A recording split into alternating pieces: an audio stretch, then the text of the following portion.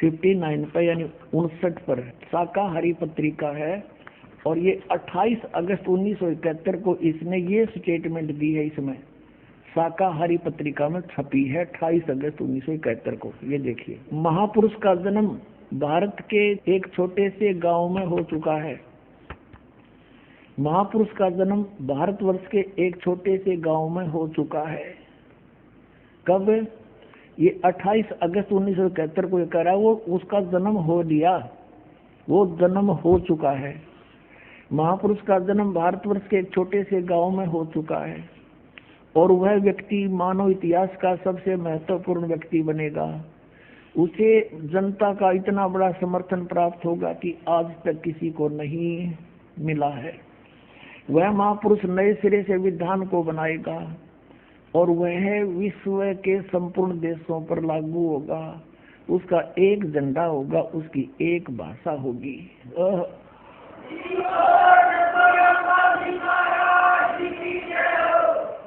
अपनात्मा 28 अगस्त 1971 में इसने ये वर्तमान की सत्यवाणी बोल दी। एक तो भविष्यवाणी होती है, आगे वाणी वैसे होगा आगे आने वाले समय, इसने तो तुरंत बता दिया कि हो चुका है। और ये जो कहता था ना कि जय गुरुदेव सतयुग होगा, जय गुरुदेव सतयुग होगा, को 40 साल से तो हम देख रहे हैं इसके द्वारा पे लिखा हुआ, आज तक तो ये सतयुग आ नहीं लिया, दुनिया आग लग रही समाज में। अब इसको आभास हो गया था क्योंकि ये पुनकर्मी प्राणी था। 1971 में इसकी दृष्टि काम करे थी पिछले जन्मों के संस्कार से, और आगे इसकी भक्ति ठीक है नहीं, शास्त्र अनुकूल नहीं है, और जिस कारण से इसके पूर्व जन्म के पुण्य समाप्त हो गए। 1971 में इसकी सही दृष्टि काम करे थी, इसने सच्ची बता दी। हर ईव इसका पल्ला कख नहीं।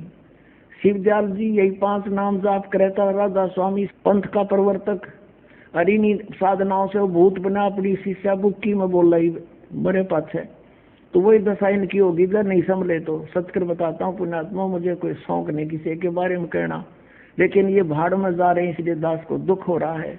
काल के फंसे हुए हैं भगवान की अच्छी आत्मा। अब 1971 में 7 सितंबर को इसने फिर किसी ने पूछा तो इसने के स्टेटमेंट की देखना इसी पुस्तक में। ये वही जय गुरुदेव के अमरवाणी भाग 2 और इसके ये वही प्रकाशक है दिव्या शर्मा। और ये कहाँ से मुद्रित है? मुद्रक है अर्जेंट प्रिंटर्स, पुराना बस स्टैंड मथुरा से। अब इसके पृष्ठ नंबर हम 50 पर आते हैं। ये देखिएगा, ये 50 पृष्ठ है। इस 50 पृष्ठ पे इसने 7 सितंबर 1971 को स्टेटमेंट दी जो शाकाहारी पत्रिका में छपी।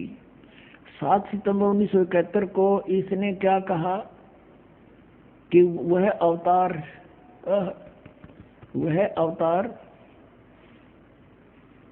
अवतार जिसकी लोग प्रतीक्षा कर रहे हैं, क्योंकि 28 अगस्त को 1971 को इसने डिक्लेयर कर दिया। फिर लोग पूछने लगे तो ये कहने लगा जिसकी लोग प्रतीक्षा कर रहे हैं वह अवतार जिसकी लोग प्रतीक्षा कर रहे हैं वह 20 वर्ष का हो चुका है। 7 सितंबर 1971 को दास का जन्म है 8 सितंबर 1951 को।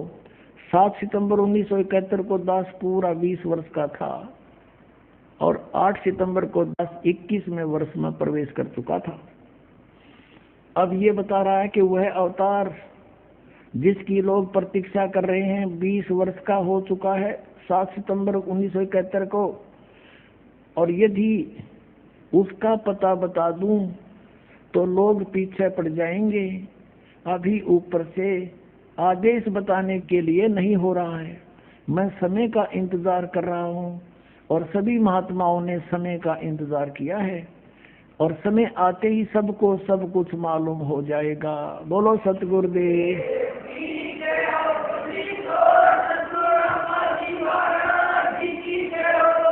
अपनात्माओं, ये तो है इन महापुरुषों की दृष्टि। परमात्मा से प्राप्त कुछ सिद्धि से इनको कुछ दिखाई दे जाता है।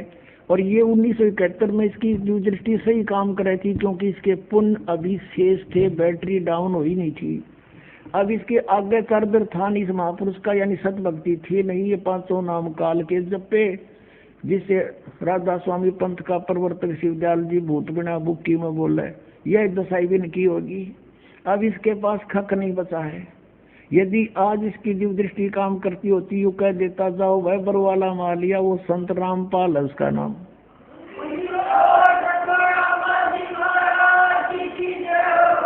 जो 7 सितंबर 1971 को 20 वर्ष का हुआ था, अब वो हिसार में बरवाला में आ रहा है और वहाँ सत्संग करे, जा कल्याण करवा लो।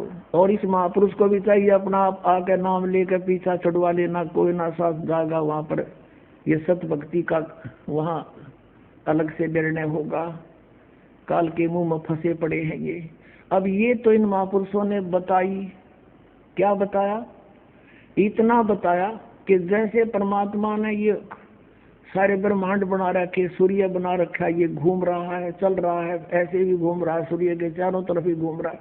अब बनाने वाले ने बनाकर छोड़ दिए, वो अपना विधिवत समय पर काम कर रहे हैं। और कोई खगोल भगोल का ज्ञाता अपनी अटकलबाजी ला के और ये बता दे कि अभी परसों 6:20 पर सूर्य उदय होगा, और वो होना 6:20 पर हो गया, और उन्होंने कह देखा ना, मैंने साची बता दी थी, वो ना बताता तो भी होना था, वो तो निर्धारित था। तो इन महापुरुषों का कोई विशेष योगदान नहीं है इसमें, क्योंकि परमात्मा ने जो बना रखा है वो तो होना ही है। तो कबीर परमेश्वर ने 600 वर्ष पहले बता दिया था कि मैंने यार ठीक दर्दी भाई, कलयुग में जब 5505 वर्ष बीत जाएंगे, जब यह मेरी बात सच्ची होगी, तो मैं आज बोल रहा हूँ। क्या बोल रहे हैं? अब देखिएगा, कबीर सागर में प्रमाण दिखाते हैं आपको, परमात्मा ने क्या कहा था। ये कबीर सागर, ये है कबीर सागर प्रथम खंड, और ये किसके द्वारा संशोधित है? कबीर पंथी भारत पथिक स्वामी युगलानंद बिहारी द्वारा प्रस्कृत। मुद्रक प्रकाशक खेमरा श्री कृष्ण दास, अध्यक्ष श्री वेंकटेश्वर परेश, खेमरा श्री कृष्ण दास मार्ग, मुंबई। अब इसके अंदर आपको दिखाते हैं, कबीर वाणी नामक एक चैप्टर है, और इसमें परमात्मा ने बताया है कि काल ने न्यू कहा था, मैं 12 पंथ चलाऊंगा तेरे नाम पे, कबीर साहब के नाम पे। ये 136 पृष्ठ पे कबीर वाणी नामक ये एक चैप्टर है, बोध सागर का अंग है, ये खंड है, ये चैप्टर है, और इसकी ये साखी 12 पंथ चलो सो भेद। परमात्मा ने लिखा था कि 12 पंथ काल फुरमाना, इन 12 पंथ चलेंगे मेरे नाम पे, इनमें काल का ही फुरमान होगा, उसका आदेश और मंत्र चलेगा।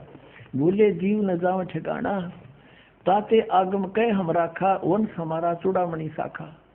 अब यहाँ प्रथम जग में जागू भरमावे, दूसरा सूरत गोपाल, तीसरा मूल निरंजन की वाणी, और फिर टकसार पंथ, फिर यह आगे बता रखा है सतनामी पंथ, और ये राम कबीर पंथ, परम धामवाणी पंथ। तो ऐसे यहाँ तो पद्य भाग में है, अब आपको गद्य भाग से परिचित कराते हैं। परमात्मा ने काची नहीं छोड़ रखी। अब ये चैप्टर है कबीर चरित्र बोध, और ये खंड वही है बोध सागर का, 1870 पृष्ठ कबीर सागर में। यहाँ गद्य भाग में लिखा है कबीर साहब के पंथों का वृत्तांत, नारायण जी का पंथ, ये नारायण जी का गलत लिख दिया इन्होंने, कबीर पंथियों ने। यहाँ चूड़ामणि आना चाहिए था, नारायण दास जी ने तो स्वीकार ही नहीं किया था परमात्मा के पंथ को, ये देखो। फिर यागुदास पंथ, सूरत गोपाल पंथ, मूल निरंजन पंथ, टकसारी पंथ, सतनामी पंथ, भगवान दास पंथ, कमाली पंथ, राम कबीर पंथ, परम धाम की वाणी पंथ, जीवा पंथ, और बर्मा है गरीबदास पंथ। अब हमारा इससे लिंक है कि बर्मा गरीबदास पंथ है। अब यहाँ देखो, हम फिर वापस आते हैं कबीर वाणी चैप्टर पे, ये देखिएगा, ये कबीर वाणी चैप्टर पर हम आगे 136 पृष्ठ पे वहीं। अब यहाँ से आसानी तो समझ में आएगा, 12 पंथ काल फुरमाना, इस 12 पंथों में काल का ही मंत्र चलेगा, काल के ही जाप होंगे, काल के दूत आदेश चलेंगे। भूले जीव न जाओ ठिकाना, ताते आगम कह हम राखा, वंश हमारा चूड़ामणि शाखा। ये प्रथम है ये चूड़ामणि का, इन्होंने अपना फेरबदल कर दिया क्योंकि चूड़ामणि को अलग रखना चाहते थे। अब ये दूसरा है जागू का, आपने यहाँ देखा ये दूसरा है जागू पंथ, ये कबीर चरित्र बौद्ध में, ये आपने देखा यहाँ पर 1870 पृष्ठ पे। ये दूसरा है यागूदास को जागूदास को, सूरत गोपाल, मूर निरंजन, भगवान दास, टकसारी पंथ, सतनामी पंथ, परम धाम की वाणी, राम कबीर पंथ, गरीबदास पंथ, जीवा पंथ। अब ये वही है, यहाँ पद्य भाग में है। अब प्रथम जागू, ये दूसरा है जागू, मैंने दास ने ठीक किया, और तीसरा सूरत गोपाल, चौथा मूल निरंजन, फिर टकसारी पंथ, फिर भगवान दास पंथ, जीवा पंथ, सतनामी पंथ, जीवा पंथ, राम कबीर पंथ, ये 10वां है। ये है वो कमाल का पंथ, और 11वां है परमदानी पंथ का पंथ। अब 12वां यहाँ से शुरू होता है। आदरणीय गरीबदास साहिब जी का जन्म संवत 1774 में हुआ था। ये गलती से 75 लिखा है, संवत 1775 होई, तादन प्रेम प्रगटे जग सोई। 137 पर पढ़ेंगे हम। आज्ञा रहे ब्रह्म बोध लावे, कोली चमार सबके घर खावे, साख हमारी ले जीव समझावे, असंग जन्म ठोर नहीं पावे। और बर में पंथ प्रगट हो बाणी, ये 12वां पंथ गरीबदास के पंथ में कहते हैं, मेरी महिमा की वाणी, मेरी लीला की वाणी पुनः प्रगट होगी उसके द्वारा, और शब्द हमारे का निर्णय ठानी। बर में पंथ प्रगट हो बाणी, हवे बाणी ये हवे है, और शब्द हमारे का निर्णय ठानी, अस्थिर घर का मरम ना पावे, ये 12 पंथ हम ही को झावे। के 12 पंथ तक, गरीबदास पंथ तक ये उस स्थायी स्थान पर नहीं जा सकते, सतलोक प्राप्ति नहीं कर सकते। फिर कहते हैं बर में पंथ हम ही चलावे, बर में पंथ में हम ही चलकर आवेंगे, गरीबदास वाले मार्ग चल गए, और सब पंथ मिटा के एक का पंथ चलावे। और कहते हैं अब परमात्मा ने कलयुग को 3 चरणों बांटा है। ये प्रथम चरण कलयुग निर्याना, तब मगर मांडो मैदाना। प्रथम चरण कलयुग का उस समय समझो जब मैं घर से सह शरीर जाऊंगा, वो प्रथम चरण होगा। और बीतली पीढ़ी का कब होगा? 5505 बीत जाएंगे तब। अब देखो आगे ये बताया कि कलयुग ऐसे ऐसे बीतेगा, और फिर बताया है कि 5000, ये कलयुग कैसे बताया कि 5505 तब ये शब्द होगा सच्चा। कहते 5505 वर्ष जब बीत जाएंगे तब यह मेरी बात सच्ची होगी। और फिर कहा है कि धर्मदास मोरी लाख दोहाई, ये मूल शब्द किताबा न जाई। धर्मदास जी से कहा था भगवान तो लाख दोहाई, धर्मदास मोरी लाख दोहाई, ये मूल ज्ञान किताबा न जाई। इसका भी बताना नहीं किसी को। पवित्र ज्ञान तुम जग में बाखो, मूल ज्ञान तुम गुप्त ही राखो, गोई ही राखो। मूल ज्ञान जो बाहर तर ही, बिचली पीढ़ी हंसनी तर ही। अब क्या बताते हैं परमात्मा के अगर ये सही ज्ञान इन काल के दूता का हाथ लग गया, ये दूसरे पंथों के, तो यह बिचली पीढ़ी जो आपका आज जन्म है पुण्यात्मा वर्तमान में, ये 2012 में आपको कह रहा हूँ, तो ये सब काल के दूत भी ये ज्ञान बता दे पाते। आज हम भगवान को पहचान नहीं सकते थे। मूल ज्ञान जो बाहर पढ़ी, ये बिचली पीढ़ी हंस वंश नहीं तरही। 33 अरब ज्ञान हम बाख्या, मूल ज्ञान हमने गुप्त ही रखा। मूल ज्ञान तुम तब तक छुपाई, जब लग 12 पंथ मिटाई।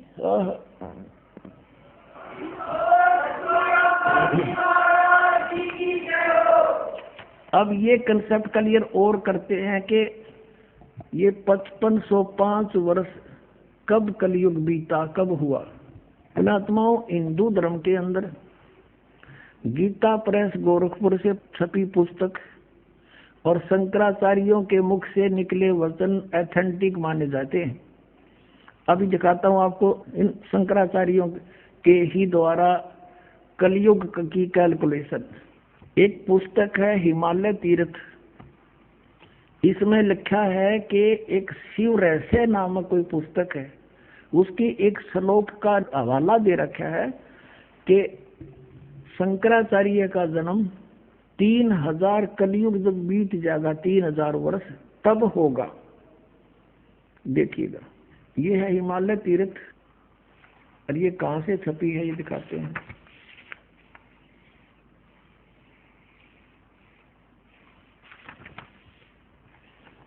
और ये प्रकाशक है रंजनो चक्रवर्ती, रामबाण राय रोड, कलकत्ता।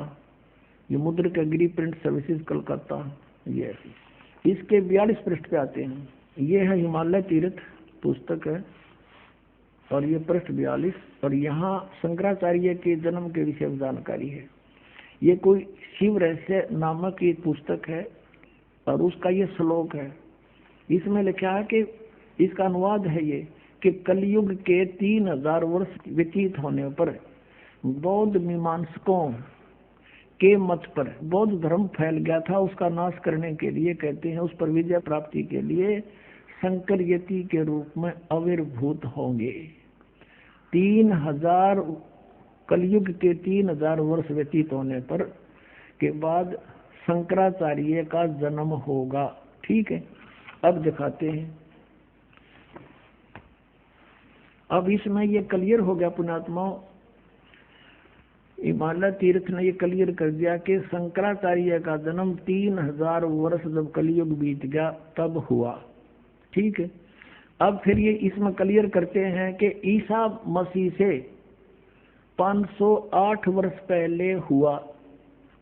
तो जब ईसा मसीह का जन्म हुआ उस समय कलयुग 3508 वर्ष बीत गया था। अंडरस्टूड हो गया?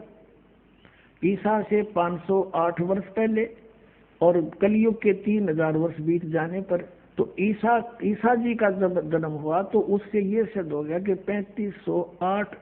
3508 वर्ष कलयुग बीत चुका था। अभी दिखाते हैं, देखिएगा। और अब 2000 चल रहा है, 2012। ये देखो, ये है एक पुस्तक है ज्योतिर्मय ज्योतिर्मठ, और ये कहाँ से छपी है ये दिखाते हैं आपको।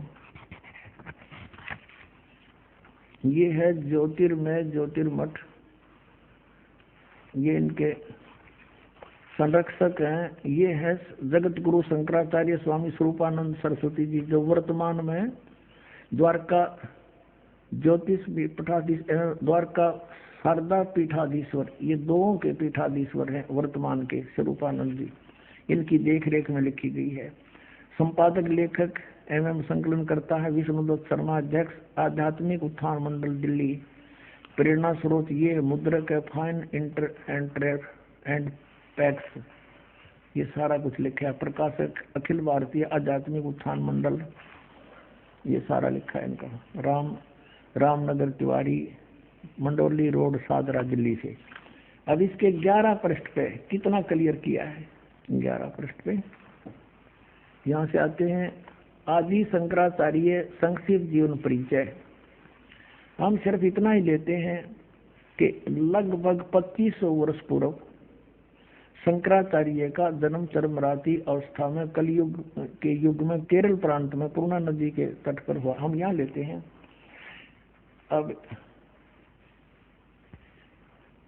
अब यहाँ क्या बताते हैं कि शंकराचार्य का जन्म भगवान शंकर के आशीर्वाद से हुआ, अतः उनका नाम शंकर रखा गया। गुरु परंपरागत मठों के अनुसार उनका आविर्भाव काल, जन्म का समय ईसा पूर्व 508 बताया जाता है। ईसा से 508 वर्ष पहले शंकराचार्य का जन्म हुआ, और 32 साल की उम्र में वो मर गया। तो घटा करें उसके बाद फिर 476 ईसा पूर्व इसकी मृत्यु होली थी। ये इसलिए 2 अंकित है। 508 वर्ष पहले ईसा से हुआ। अब हमने यहाँ से इतना ही लेना था। अब पुण्यात्माओं, हम आज 2012 में हैं, तो कलयुग भी ईसा जी के जन्म को हो गए 2012 वर्ष। इसमें 508 और जोड़ दो तो 2520 वर्ष आज से पहले शंकराचार्य का जन्म हुआ। और उधर से कब हुआ? जब 3000 वर्ष कलयुग के बीत गए थे। तो आज कलयुग 5520 वर्ष बीत चुका है 2012 में। अब हम 5505 निकालेंगे, हम 2000 पर पहुंच जाते हैं। सन 2000 में ईसा जी के जन्म को 2000 वर्ष हो गए, शंकराचार्य के जन्म को 2508 वर्ष हो गए। और कलयुग कितना बीत गया? 3000 और जोड़ दो उसमें। 3000 कलयुग बीतने के बाद इस शंकराचार्य का जन्म हुआ और उधर से ईसा से 508 वर्ष हुआ तो 3508 वर्ष कलयुग बीत गया था जब ईसा का जन्म हुआ। नो समझ में आ गया। तो 2000 सन में 5508 वर्ष कलयुग बीत गया। अब हम पीछे चले 5505 निकालने के लिए। 1997 में 5505 कलयुग बीता। 1999 में 5507 हो गया और 1998 में 6 हो गया। 1997 में 5505 वर्ष कलयुग बीत गया। और उस समय इस दास को 1997 में 10 बजे शुक्ल फागुन की उत्तरते की एकम के दिन 1997 में दास को परमात्मा पुनः मिले थे। उस समय आदेश दे दिया था कि अब समय आ गया है इस सतनाम की को उजागर कर देने का, बेटा कर दे। और मुझसे कहा था कभी किसी को जिक्र ना करना कि मेरे मिलन का समय आने पर बता। लेकिन दास ने लिख दिया था एक पुस्तक में, अभी दिखाते हैं आपको। बहुत पहले ये पुस्तक है आध्यात्मिक ज्ञान गंगा। ये सन 2009 से चल रही है और 2005 में दास ने एक पुस्तक लिखी थी भक्ति और भगवान, उसमें भी लिख दिया था। अब देखना ये आध्यात्मिक ज्ञान गंगा, ये यहाँ अपने इस दास के द्वारा इसका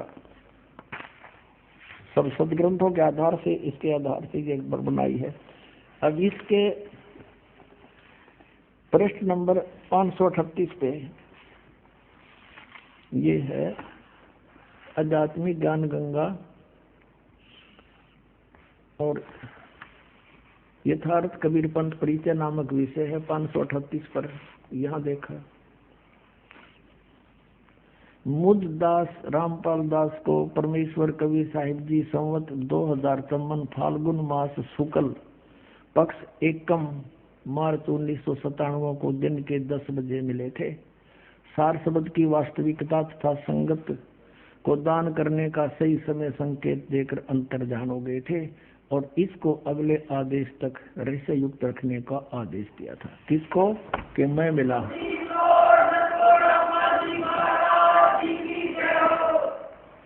तो पुण्यात्माओं, ये दास ने कोई बाद में नहीं लिखे, ये 5505 का ये समझ में आई हमारा। ये कैलकुलेशन करी दोबारा भी कैसे सेट हुआ। ये वहां नो का नो, जिसने मालिक ने बना के भेज रखा उसमें कमी नहीं रह सकती।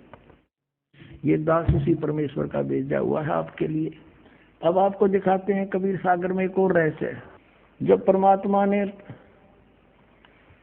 उस समय कहा था 550 वर्ष पहले, 550 वर्ष पहले कि धर्मदास एक ऐसा समय आएगा जो 5505 को मैं बता रहा हूँ, उस समय एक ऐसा समय आएगा जब मेरा हंस जाएगा। जो उसमें तो कहा परमात्मा ने कि हम ही जाएंगे गरीबदास वाले पंथ में आगे चल के।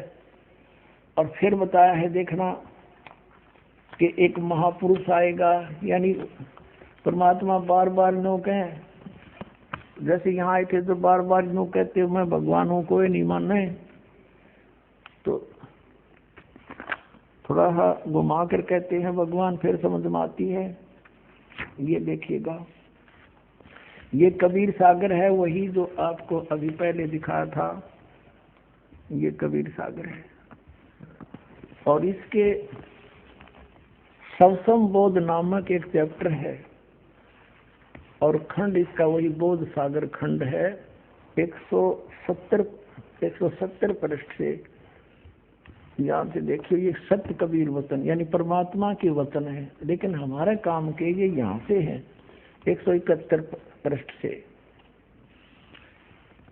सबसम वेद बोध, सबसम वेद बोध, यहाँ लिखा है 5 सहस और 500 जब, 5 सहस और 500 यानी 5500 जब कलयुग बीत जाए, महापुरुष फरमान तब जग तारण को आए। अब 5 सहस और 500 यानी 5500 जब कलयुग बीत जाए, महापुरुष फरमान तब जग तारण को आए। 5500 जब कलयुग बीत जाएगा तब एक महापुरुष संसार का उद्धार करने के लिए आएगा और उसके पास सही फरमान होगा। फरमान माने वो मंत्र जाप आदेश। हिंदू तुर्क आदिक सब जेते जीव जहान और सत्य नाम की साख गहे वो पावे पद निर्वाण। अब क्या बताया है कि हिंदू तुर्क, हिंदू और मुसलमान जो अलग अलग होंगे और फिर और भी जो होंगे जैसे सिख और ईसाई आदिक यानी सभी जेते जीव जहान सत्य नाम की साख गए ये पावे पद निर्वाण। निर्वाण माने मोक्ष, मोक्ष पद पाओगे सब के सब वो सतनाम प्राप्त करके इस दास से महापुरुष से। जैसे परमात्मा ने कहा था उस कबीर वाणी में कि सभी पंथों को मिटा के एक पंथ चलाऊंगा, उसके विषय में फिर दोहराया है कि वो कैसे एक होंगे। यथा सरित गण आप ही मिले सिंधु में ढाए, सत सुकृत के मध्य तिमी सभी पंथ समाये। क्या बताया कि जैसे सरित गण यानी नदियों का, नदियां, सरित गण माने नारी नारी नदी, और आप ही उस समुद्र में जाकर वेग धाय माने शीघ्रता से मिल जाती हैं फटाफट। ऐसे उस सत सुकृत यानी उस सच्चे पंथ के मध्य जो हम चलाएंगे उसमें तिमी माने उसमें सब ऐसे ही समाये जैसे सरिता दरिया अपने आप समुद्र में स्पीड में जाकर मिल जाती, एक हो जाते हैं। ऐसे सत सुकृत के मध्य सब पंथ समाये, सब एक हो जाएंगे। अब क्या बताते हैं परमात्मा धर्मदास, जो मैंने ये सबसम वेद में जो लिख दिया, जो वचन बोले हैं, ये जब लग पूर्ण होए नहीं ठीके को तिथिवार। ये ठीक क्या होती है, जैसे हमारे पहले पुराने समय में हम छोटे छोटे थे जब यूं कहा करते कि एक व्यापारी भैंस ले गया और पैसे ना देता, आगे से आगे ठीक बता रहा है, आगे तो आगे समय धर रहा है, पैसे नहीं दे रहा। तो इस प्रकार यहाँ वो बताया है कि यो मैंने जो ठीक दर रखी है ना, ठीक वो निर्धारित समय कर रखा है कि धर्मदास जब तक वो समय नहीं आओगा ना तब तक तो ये मेरी बात ये सबसम वेद में लिखी हुई निराधार महसूस होंगी जो कपटी लोगों को। लेकिन जब वो समय ठीक का आ जाएगा ना, जब देखिए ढूंढा पड़ेगा। अब देखो, अब हम फिर आगे कि जब लग पूर्ण होए नहीं ठीक को तिथिवार, और कपट चातुरी तब लो यो सबसम वेद निर्धार।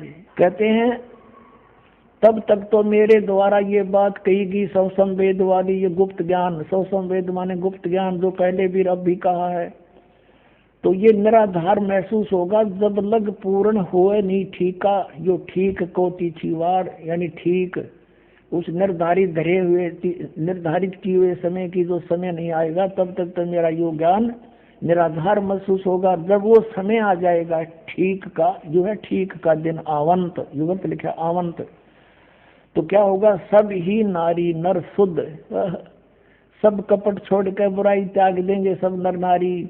और जब ठीक का दिन आवंत और कपट चातुरी छोड़ कर वो शरण कबीर गहंत।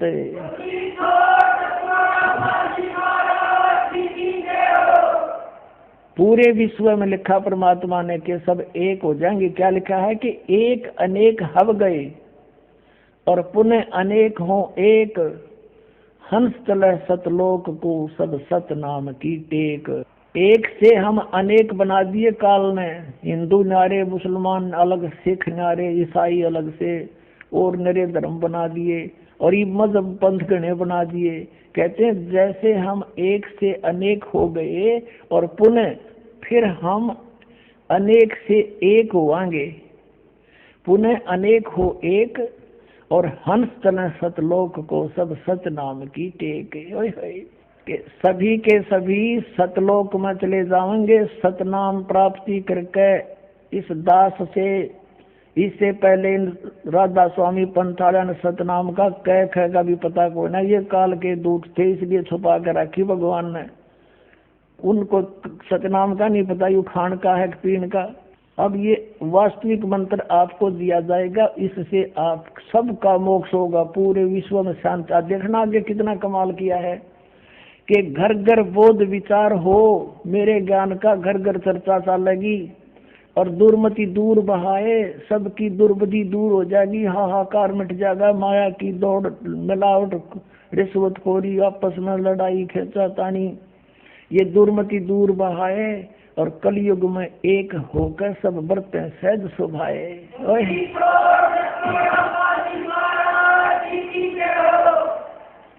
कहते मेरे ज्ञान का घर घर में विचार चला करेंगे और उससे सबकी दुर्मति दूर हो जाएगी, सब प्यार से रहा करेंगे। पता लग जाएगा मैं एक पिता की संतान है, ना सास बहू लड़ेगी, ना पड़ोसी के साथ झगड़ा होगा, कोई मुकदमा नहीं होगा। और कहते हैं कलयुग में एक हो कैसे बरते सहज सुभाए, सब प्यार से रहा करेंगे। बोलो सतगुरुदेव की जय हो।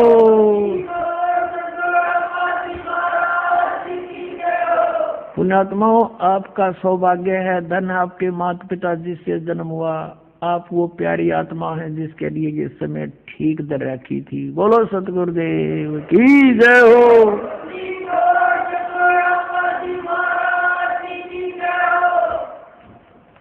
परम पिता परमात्मा पूर्ण ब्रह्म सारी सृष्टि के रचनहार कबीर परमेश्वर जी, ये हमें तत्व ज्ञान कराने के लिए,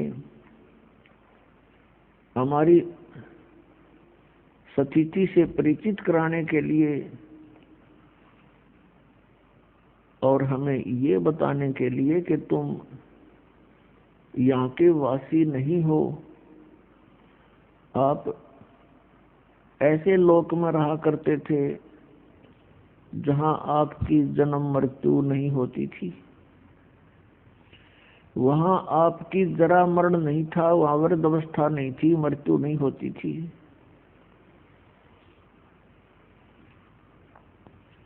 वहाँ किसी वस्तु का अभाव नहीं है। उस सतलोक में आप रहा करते थे।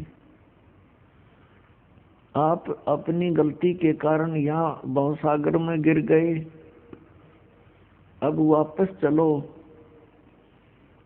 अब जिस लोक में आप रह रहे हो ये लोक अच्छा नहीं है, यहाँ कोई प्राणी सुखी नहीं है, यहाँ का भगवान ये परमात्मा नहीं है,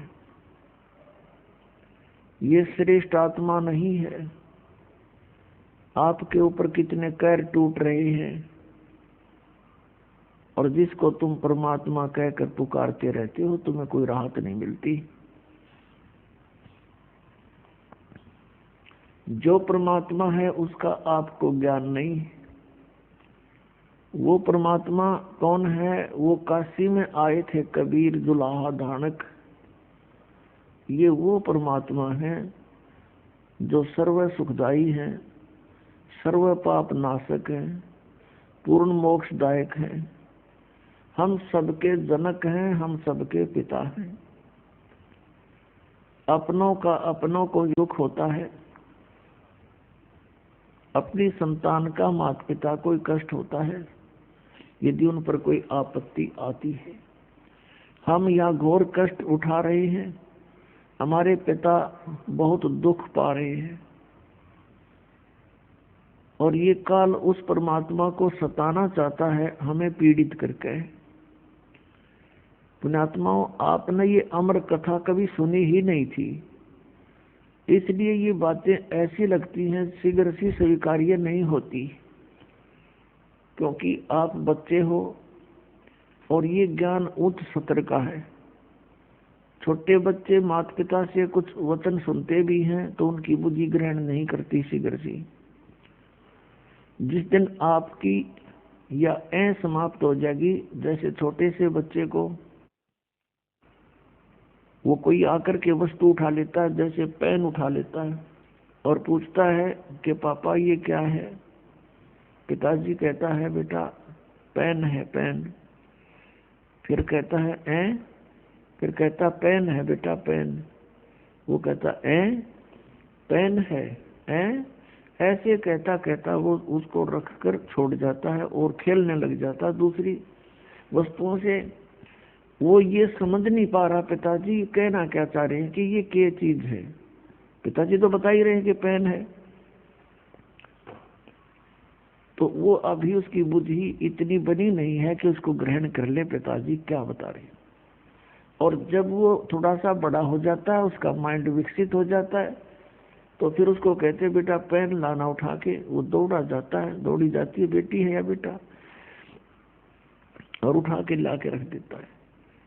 तो ऐसे अभी आप इस ज्ञान को जो दास आपको बार बार सुना रहा है, इसको जल्दी से ग्रहण नहीं कर पाओगे, क्योंकि आप अभी बच्चे हो भक्ति मार्ग में। और जब आपकी यह मिट जाएगी, आपकी आंखों से आंसू बहा करेंगे कि हम कितने नालायक, देखी तामरे या सपने में भी सुख को नहीं, जागरण में तो होगा कहाँ से। हमने सुख ढूंढ लिया, सिनेमा देख लिया, गुटी ला ली, कार ले ली, कोठी ले ली, अंदर से जो कि तू आग लगी रहती है प्रत्येक प्राणी में। परमात्मा कहते ब्रह्मांड 2100 आग लगी है और ये कृत्रिमबाजी सब ठगी है।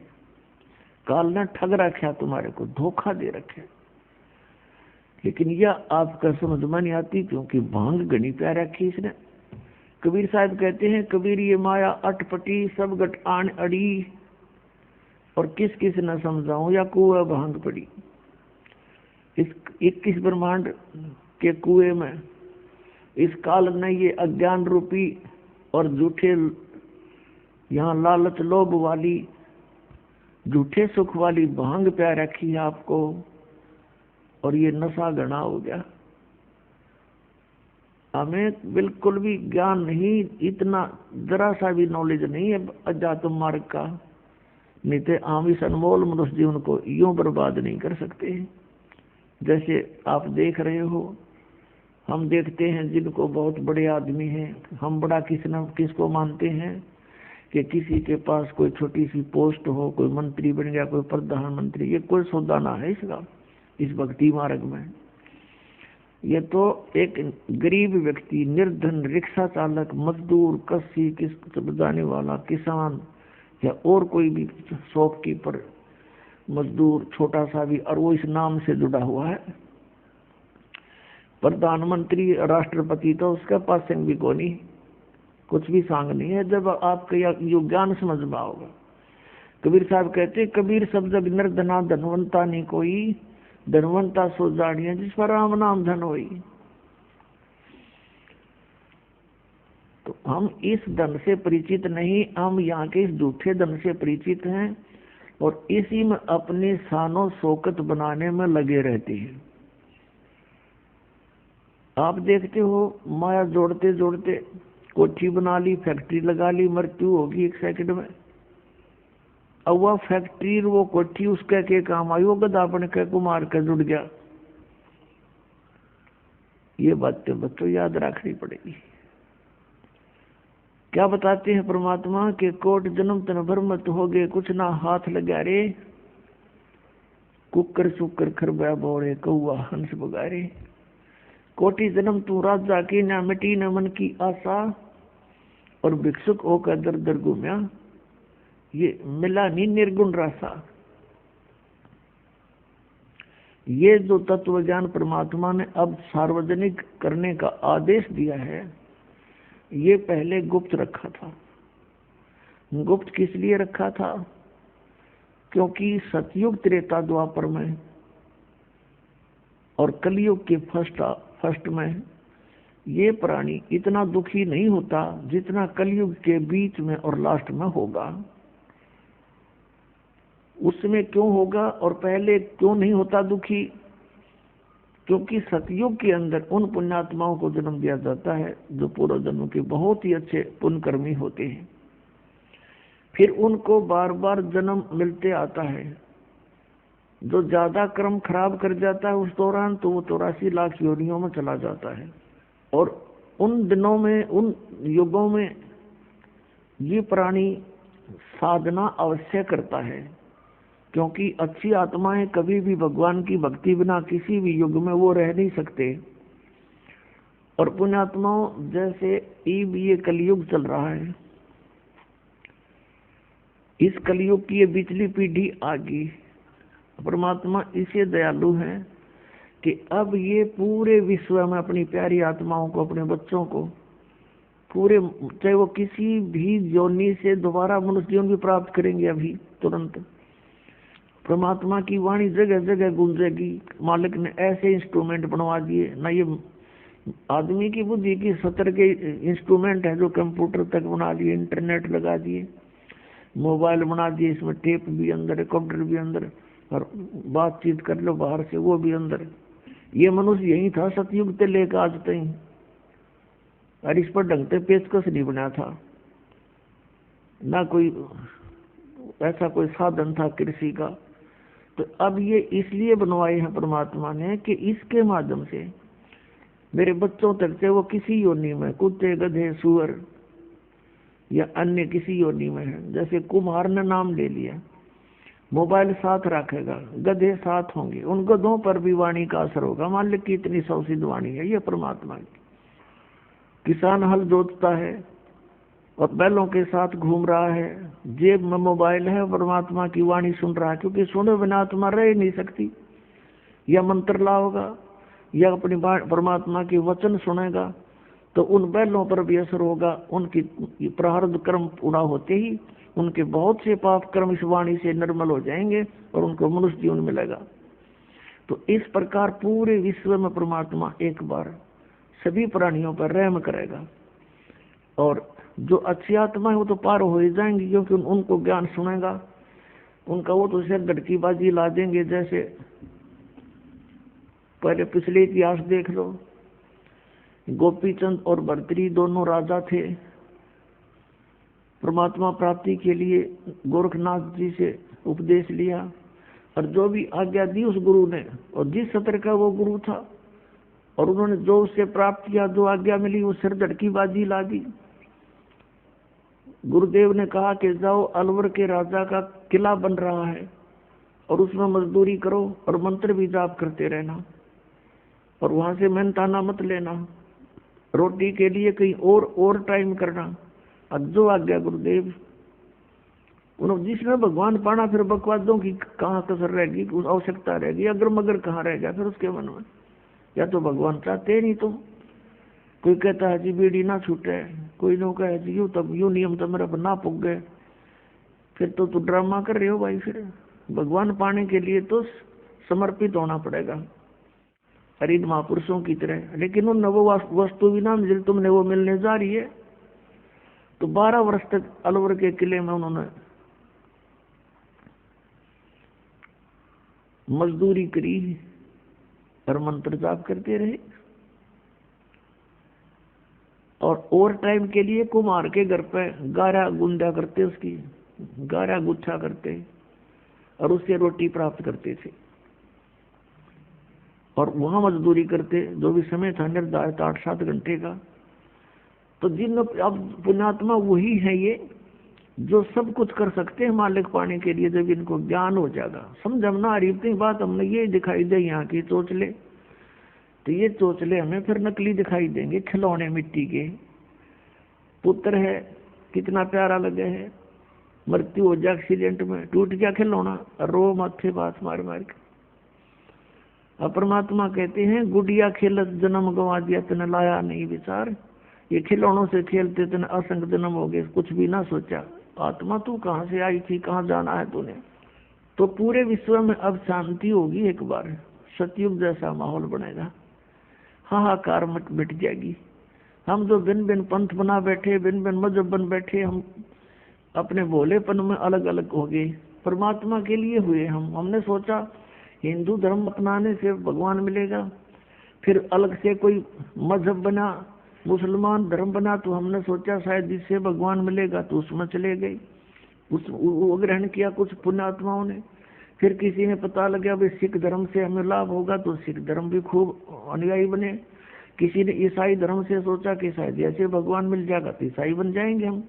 लेकिन अब हमें पता चलेगा, क्योंकि हम पहले दूसरों की सुनी सुनाई पर विश्वास किया करते थे, और अब हम आंखों देख कर विश्वास करेंगे अपने सदग्रंथों को।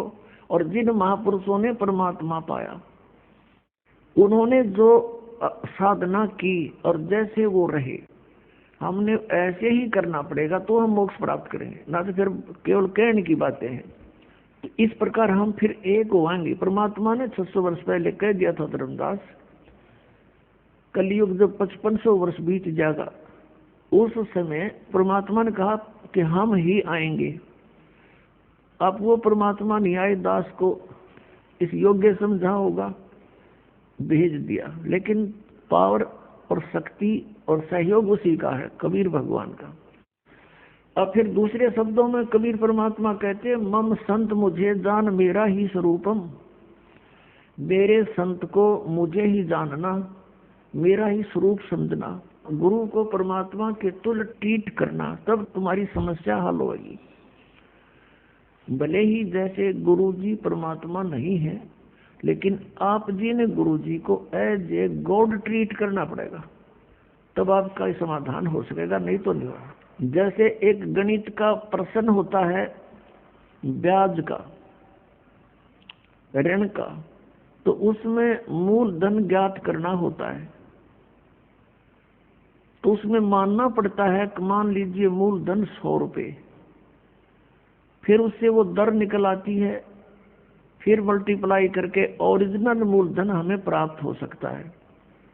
ओरिजिनल मूलधन अरबों में होता है, लेकिन उस अरबों वाले मूलधन को प्राप्त करने के लिए हमने सपोज करना पड़ेगा कि मान ले मूलधन 100 रुपये, वो 100 रुपये मूलधन नहीं है, पर उस 100 रुपये मूलधन मानने बिना वो अरबों वाला मूलधन मिले को नहीं।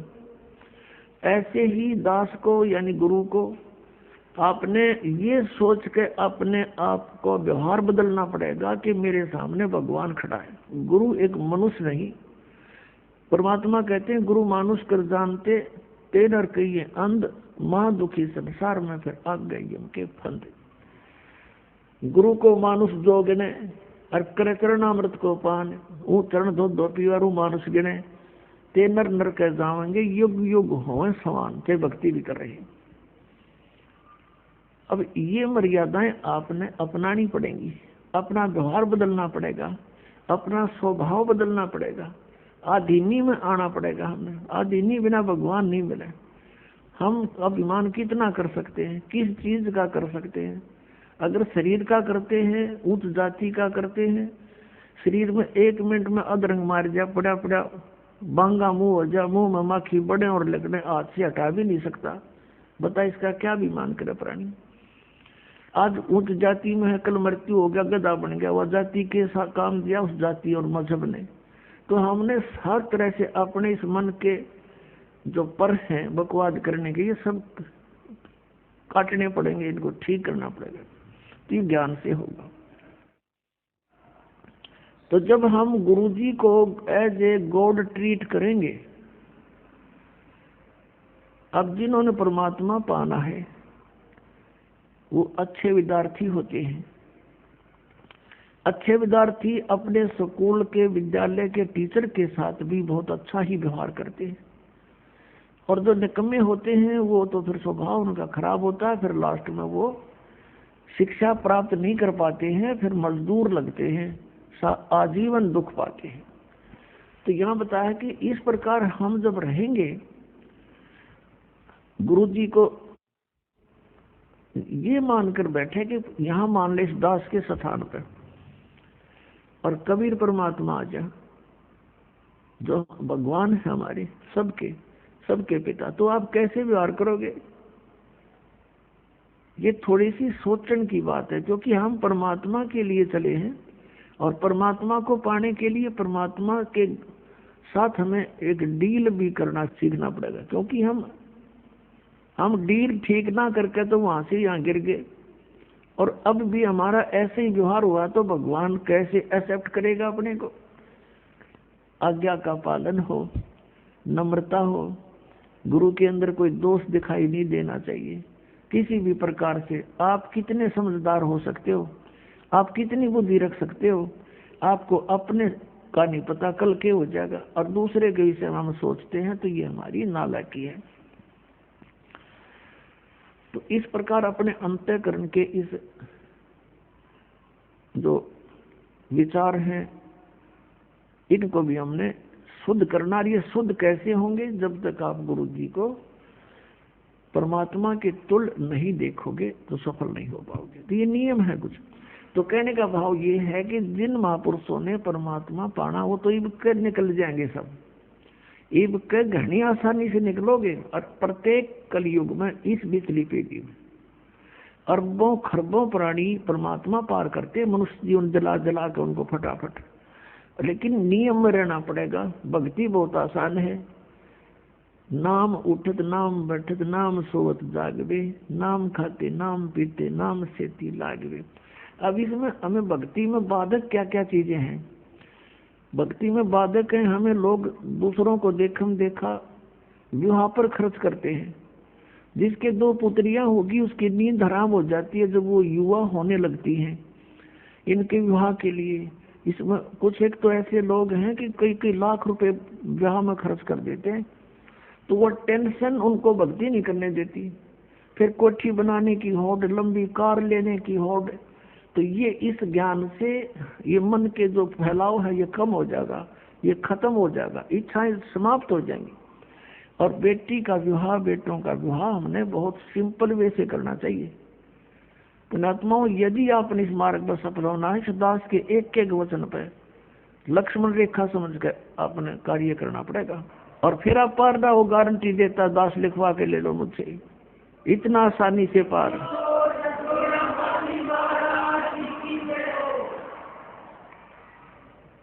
इन कार कोठियान के सिर में मारेगा, सारी उम्र खोजी इन कोठी बनाने में, कार खरीदने में, और कल मृत्यु हो जा। गधा बना फिर कुत्ता बन के अंडे सैर से पट्टे करता। तो ये हमने ज्ञान में नहीं था, हम देखा लाएंगे। अब बच्चा जो है बचपन से कोई बुराई नहीं करता, 90% बुराई या जो भी क्रिया है समाज से सीखता है। अब देखा कोई बालक ऐसे सिगरेट पी रहा लंबी लंबी करके, तो दूसरा भी शुरू करे, जबकि उसको एक्सेप्ट नहीं करता शरीर उसका। पहली बार पीवा आँखों में पानी आवे, फिर लेकिन देखा फिर चाहे कुछ भी हो करना ही है, दिखाना मैं भी पीता हूँ।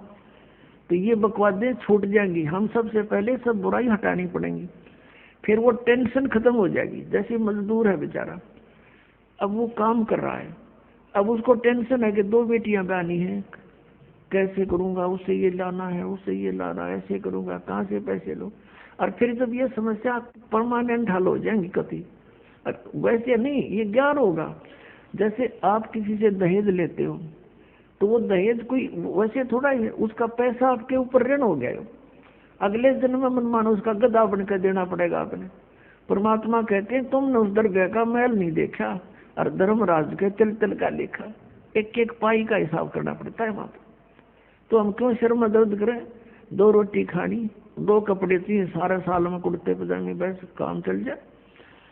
तो इस प्रकार हमने इतना नॉर्मल होना पड़ेगा, ऊंच विचार रखा, भगवान में श्रद्धा बढ़ाए रखकर, फिर भी किसी वस्तु की आपको आवश्यकता होगी, भगवान दूर नहीं। जैसे कल आपको कथा सुनाई थी कि परमात्मा अनंत कोट ब्रह्मांड के स्वामी एक झोपड़ी में बैठ के और 120 वर्ष बिता के चले गए, 120 वर्ष, और कपड़ा बुनते थे अपने हाथ से, और उससे जो मेहनताना आता था उससे अपने परिवार का पोषण करते थे। परिवार उनका अपना कैसा था? एक मुंह बोले माता पिता थे 2, जो कमल के फूल से उनको उठा कर लाए थे, और एक पुत्र एक पुत्री थी जो मुर्दे जीवित किए थे, दरिया में बहता हुआ जा रहा था। शेख तकी एक धार्मिक गुरु था सिकंदर लोधी राजा का, उसको सोचा था कि ये शायद यूं ही मान ले। उसने शर्त रख दी थी कि कबीर कोई मुर्दा जिंदा कर देगा तो मैं इसको अल्लाह मान लूंगा। परमात्मा ने सोचा था यदि एक शेख तकी पूरे मुसलमान धर्म का वो हेड था भारतवर्ष का, कि यदि इसकी बुद्धि ठिकाने आ गई तो सब मुसलमानों को कह देगा तुम भक्ति कर लो और इनके पास बढ़िया मार्ग है, ये परमात्मा आए हैं। तो उन्होंने इस सोच करके एक मुर्दा किसी ने बहा दिया था। जल प्रवाह कर देते हैं कुछ कबीले, उनको ना जलाते हैं ना दबाते हैं मिट्टी में। तो वह सैकड़ों व्यक्तियों के सामने परमात्मा ने वो आत्मा धर्मराज से छुटवा के वापस के छोड़ इसको वापस और जीवित कर दिया था। और वो बच्चा फिर 12-13 वर्ष की उम्र का था। वो कबीर साहब ने अपने साथ अपने पुत्र के रूप में रखा था। उसने आत्मा में ज्ञान हो गया था कि हमारा पिता तो वास्तव में ये है। ऐसे एक शेख तकी की लड़की थी सिकंदर लोधी के धार्मिक गुरु की, वो कब्र में दबा रखी थी, मर चुकी थी। उसको फिर उसने दूसरी शर्त ये रख दी कि मेरी लड़की ने जीवित कर दे तो मैं मान लूं। वो लड़का तो सदमे में था, वो तो जीवित ही था, वैसे ही तुक्का लग गया इसका। जब जानो मेरी पुत्री जो काफी दिनों से कब्र में दबी पड़ी है, इसको जीवित कर दे। कई हजारों व्यक्तियों के सामने परमात्मा ने कब्र फुड़ा के वह लड़की भी ऊपर से छुड़वा के धर्मराज से वापस जीवित करवा दी थी। जब वो बेटी सामने आके खड़ी हुई, परमपिता ने कहा जा बेटी तेरे पिता के साथ, शेख तकी के साथ। उस लड़की ने 1.5 घंटा प्रवचन किए थे कि ये जनता वालों ये परमात्मा आए हैं। मेरी तो तैयारी हो गई थी पशु बनने की, ये वहां से छुड़वा के लाई है मुझे और जीवित किया, तुम भी आ जाओ शरण में। तो उस बेटी ने कह दिया था मेरे को तो अपना पिता मिल गया जिसकी मुझे खोज थी, वो अपने उस संसारिक पिता के साथ नहीं गई थी। तो ये 2 बालक थे, वो भी 12-13 साल की आयु की थी लड़की, और 2 माता पिता थे। तो उस परिवार का पोषण करके इसलिए दिखाया कि तुम ऐसे रहो यदि तुमने सतलोक जाना है, और यहाँ काल की भांग पीनी है तो फिर यही रह जाओगे, तुम्हारा नशा उतरा को नहीं। मान बढ़ाई जमपुर जाई, तुम होए रहो दासम दासा। मान बढ़ाई में रहोगे तो काल के लोक में रहोगे। मान बढ़ाई छोड़ के परमात्मा में श्रद्धा बढ़ा के ज्ञान को आधार बनाकर इस सफर को तुम तय करो। बहुत आसानी से सफर तय होगा आपका और परमात्मा बहुत सहज मिलेगा।